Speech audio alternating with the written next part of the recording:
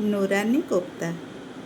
ଉପକରଣ 2 ଖଣ୍ଡ ଗାଜର, 3 ରୁ 4 ଖଣ୍ଡ ବିନ୍ସ, 4 ରୁ 5 ଖଣ୍ଡ ଆଳୁ, 50 ଗ୍ରାମ ପନିର, 50 ଗ୍ରାମ କର୍ଣ୍ଣଫ୍ଲେକ୍ସ, ଅଳ୍ପ କାଜୁ, ଅଳ୍ପ ଧନିଆ ପତ୍ର, ପରିମାଣ ଅନୁଯାୟୀ ଅଦା, ଅଳ୍ପ ଟମାଟୋ ସସ୍।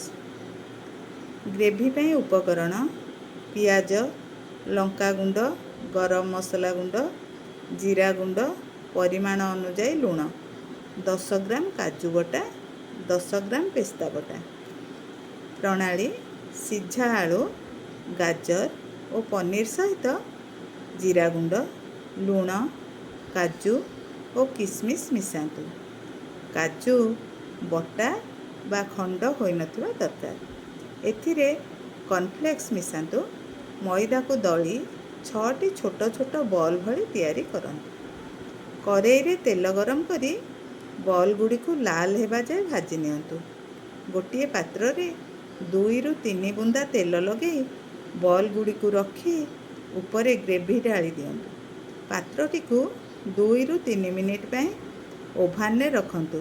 ଗରମ ଗରମ ପରିବେଷଣ କରନ୍ତୁ।